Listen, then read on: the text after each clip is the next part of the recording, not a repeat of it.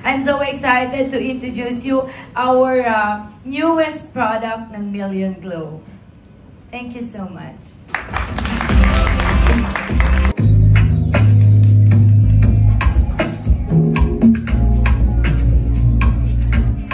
So everyone, please stay on stage so that our photographers can capture your photos.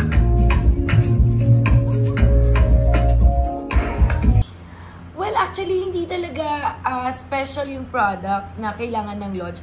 Talaga naman pag naglo-launch si Kim's Diary, bongga naman talaga siya.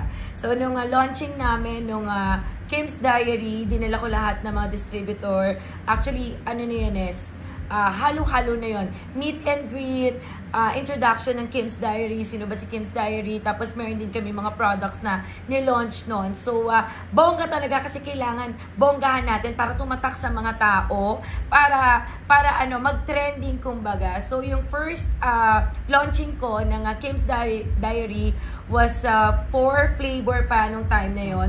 So, sa ASEA kami, syempre nagpadala tayo ng bangka doon, palutang-lutang, 'di ba? So, yun lang. Ayoko magyabang. Ikat mo nga yun. Since pinag-uusapan nyo na po dito ang pabonggahan, sino naman po ang bonggang endorser? Of course, ang ating ang aking sister na si Vice Ganda. To be honest, si Vice, talagang sinuport lang niya ako dahil itong brand na to, ang president ito is yung anak namin na nag-aaral sa Amerika. So, syempre, mga Gen Z, di ba? So, siya talaga yung nag-isip ng mami, uso yung mga beauty drink, bla bla, ganyan. Bakit hindi natin sabayan sa TikTok? And sabi na anak ko sabi na anak ko, sikat ka naman talaga, mami. So, pwedeng ikaw na lang yung CEO or ikaw yung face ng brand. And of course, syempre, ang aking asawa, ang may-ari ng 20 years na in the market. Fern C is the #1 vitamin C in the Philippines from DSM Switzerland with the World Branding Award from Kensington Palace, England. So, syempre, sa kanya lahat ng galing yung mga combination ng mga flavors, 'di ba? Kasi dahil si Mr. Vitamin siya ng Pilipinas. So, syempre sa kanya kami nag-aano na, oh, baby, okay ba tong vitamin C na to? Okay ba tong romance na to? Okay ba yung ganyan? Kasi si Mama Dam as a unique person, na hindi nang gagaya. So, sabi ko, ano pa bang mga barley na hindi nawala pa? So, ayun nga. So, sabi ni Dada, Russia. Because why we choose Russia? Russia is the #1 supplier ng barley in the whole world. The universe, rather. And I thank you. Hindi ka na aware na ano yun, parang natakot yung connotation about Russia? Ano? Kasi, para-paraw lang naman yan. Like sa Pilipinas, di ba? Pagka ang Pilipinas sinasabi, ang dami-daming OFW, di ba? Marami tayo mga mahihirap dito. Hindi naman lahat. So, sa Russia, may gulo o whatever, hindi mo naman iinumin yung bomba. Kasi barley naman yung iniinom. Diba? Hindi naman kasama sa pagpapatayan dun sa Russia. So, barley yung iinumin mo, it will not affect. Actually, ito nga yung sinasabi ng ibang tao. Ako, kasi second wife ako ni Mr. Tumanitan. Tapos sinasabi nila, di ba hindi naman siya tunay na asawa? Bakit? Pag bumili ka ba ng Fern C, kasama ba yung sa paghihiwalay ko dun sa ex ko? Yung alaman nung vitamins? Di ba hindi naman? So, for me, hindi yun, it's not about the ingredients. Hindi yun yung sa history. Yun yung ingredients, ano ba yung laman nun? Hindi yun pinagmulan. Pero walang threat in terms of supply. Kasi nga, syempre, di ba, kung magkaroon ng gulo or whatever, magtutuloy-tuloy naman. Di ba delay yung supply? Actually, in fair, ang ganda ng question mo na yan. Kanina tinanong ni from Russian Federation, yung ating bisita kanina from Russian Embassy, tinanong niya, paano daw kami kumuha ng barley from Russia. Ang sagot ng manufacturer ko, hindi po kami ang kumuha. Ang kumuha po is yung malaking company sa US, doon namin kinuha. Imaginein mo, pinakamalaki at pinakamatatag na bansa, bakit si US kumukuha ng barley sa Russia? Kasi top producer yung Russia. Diba? Exactly. So, ibig sabihin, hindi yun nakaka-apekto for them pagkuha. So, kami naman, yung mga raw mats namin, yes, it's from Russia, pero yung kumpanya na kinukuha na namin is from US. O, di ba, bongga? Pagka gusto ng US yon, gusto na ng lahat yon. And to think magkaaway pa sila. Correct, tama. And to think magkaaway sila. Hindi ba sila nagkakaroon ng conflict, di ba? O, hindi ko makakaaway Nagkasundo sila sa Barley. Oo, hindi ko nagkasundo sila sa Barley, correct. Ayan. Magandang headline yun.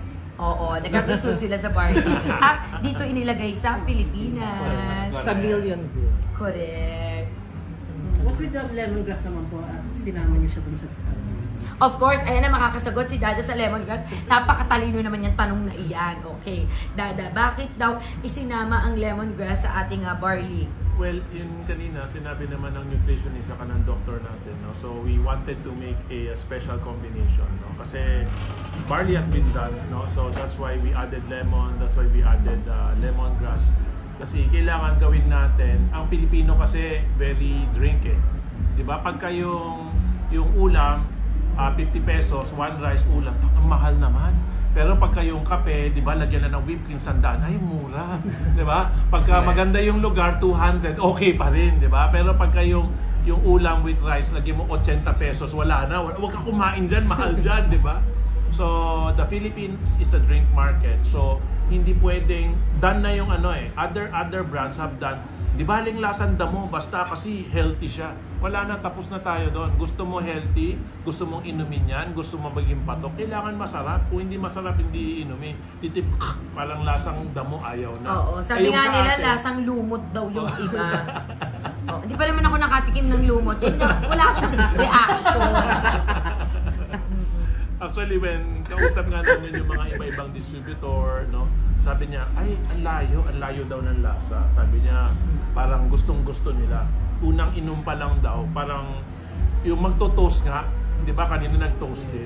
Yung magto-toast, bakla, inubos mo na. Isa pa nga, kasi hindi pa nagto-toast, naubos na nila, kailangan second, di ba? So, yung tinatanong nyo, yes, we wanted the health benefit. But to tell you honestly, yung lasa talaga hinahabol natin. Meron health benefit yung ginawa natin na Russian barley. Research tayo ano bang kombinasyon, no, na mapapasarap natin siya pero may health benefit pa rin. So we just tell you honestly, hinabol natin talaga paano siya mapasarap, anong kombinasyon yung pwede pero align. Di ba sabi nung doktor kanina yung mga superfood, ano daw yung para maging superfood siya, gano'n. So we considered all of those things, pero ang importante lasa. Kaya kanina nung natikman niya, di ba masarap siya? Yun yung habol natin na uulit-ulitin mo pa. Like, we have our people from IFERN.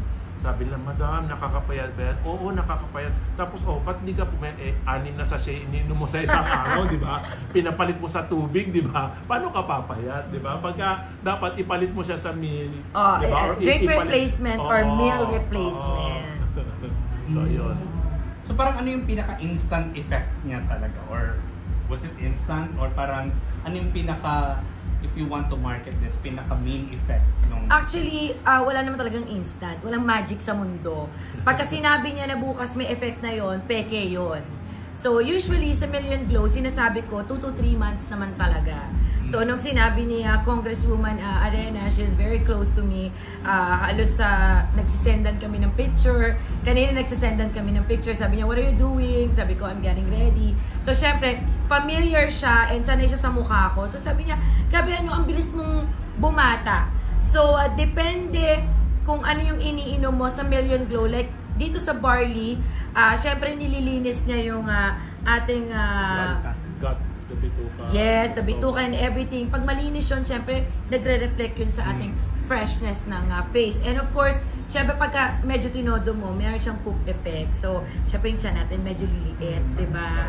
Oo. Pero, hindi agad-agad yun, ha?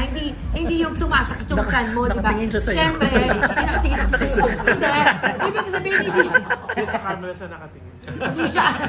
Hindi agad-agad yung effect niya hanggang sa inaayos niya na yung pagpupo mo everyday, yung pagkagising mo everyday. Kasi hindi ka pwedeng maniwala na after 2 weeks may effect na. Hindi totoo yun. Sa dami ng pinagdaanan ko, hindi totoo yun. Dahil kahit Vicky Bello, very close to me pagka oy Kimi, hindi ako magician ha.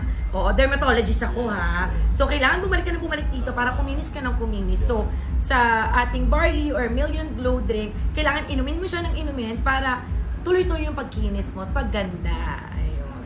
So parang at a minimum like 3 months na regular. Yes. Somehow makikita. Yes, it's just like a soft drinks, di ba? Hindi naman kagad butas yung ulcer, yung ano mo, di ba? Correct. May ulcer ka kagad, di ba? It take times bago Even may the effect. products ni iFern, we tell people, you should expect minimum 2 to 3 weeks Yeah. para meron kang ma-feel talaga na pagbabago. Hindi agad-agad, di ba?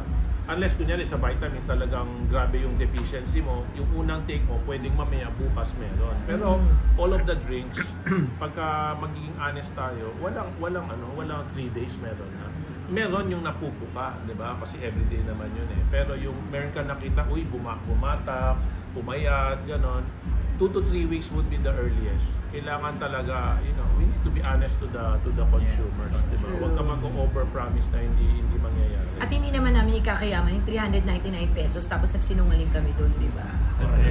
Oo. So, doon na lang tayo sa small. Pinag-try niya na po kayo yung meme pies ng bagong line.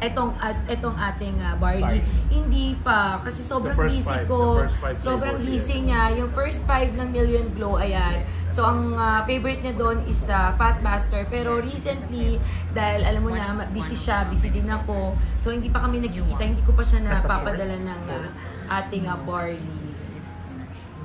Pero ngayon kasi the trend in terms of endorsements, getting parang foreign artists to help the boost.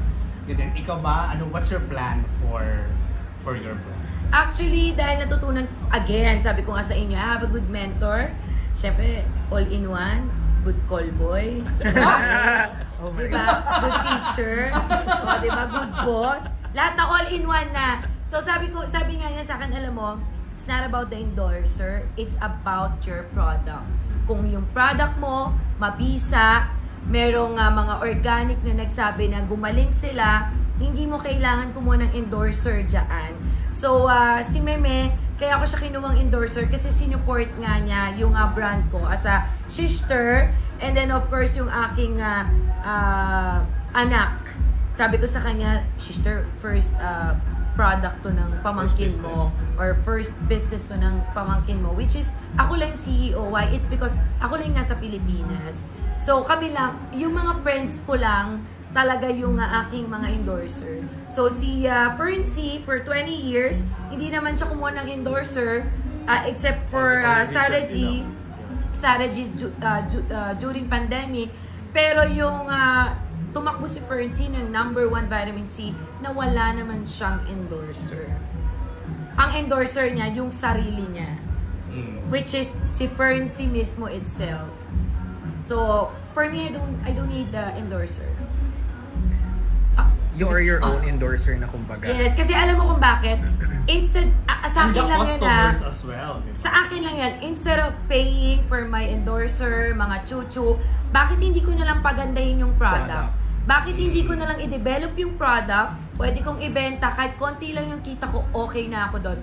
Usually kasi, yung mga sa akin lang to, again, it's only my naibenta namin. So, more on organic ako. Papanatilihin ko siyang organic. Kung walang effect sa'yo, okay lang. Pag may effect sa'yo, pag nagbigay ka ng feedback, then okay. Thank you, diba? Kasi ayaw ko yung, ang dami kasi nag-aaway sa social media na model nito, model nun, model ton, model nito, diba? Nagkakalituhan na sila, friend. O, at Parang alam ko kung sino yun. ay, hindi ko naman alam. Wala na ko alam. Basta ang alam ko lang, syempre, kailangan, ikaw lang endorser, di ba? Like ako, sabi ko nga kay sir, sabi niya, kain ka na. Sabi ko, Bibi, alam mo, hindi ako pwede maging mataba. How can I endorse yung drink ko, tas ang laki ko, di ba? So sabi ko, paano maniniwala sa akin yung tao? Tas kukuha ko endorser, payat. Kung yung sarili ko, hindi ko mapapayat, di ba? So wag na tayo magsinungaling. If you're using your own product, makikita nila yung effect, di ba? Kagaya ni Kong Arenas, nakita niya yung effect. Siyempre naniniwala siya. And even my #1 basher, Mike Lim, aka Fashion Police. Nung una, sabi niya sa akin, totoo ba yan, Bes? Yung pagbalik natin sa US, di ba? We were gone for 2 weeks. Yeah. Tapos nagulat siya. Sabi niya, Bes, anong ginagawa mo? Oo. Payat-payat mo. Ang payat ko daw. So, ayan, hanggang ngayon, hindi ko siya binibigyan ng fat buster. Bumili siya. Sabi mo, di ba? Hindi, okay. Sabi niya, totoo ba yan? Totoo ba yan? Tapos ngayon, sabi niya kay Chang, sabi, Chang, fat buster ko. Hindi, sabi ni Mother, bumili ka daw. So, bumibili si Michael, di ba? So, paunti-unti. Marami kasi, di ba? Tapos, imagine ninyo, nagtitiktok ako for 6 hours, everyday 2 hours, 4 hours. Wala akong kinikita doon. Lahat ng basket na nandun sa reseller ko. So, syempre, bakit pa ako kumuha ng reseller kung kakalabanin ko rin lang sila, di ba? And doon sa sinasabi na, ma'am, ano ba yung, lagi akong tinatanong, ano ba yung pangako mo for the Kim's Diary? Isa lang masasabi ko, hindi ko pangarap ang pangarap mo. Kaya kaya kong ibigay kung anong pinapangarap mo. Parang ikaw lang nagsabi niyan so far. Convincing. Gusto ko lang maging part. And I thank you. Pahingi daw po Iba-iba din pala talaga pag may jowang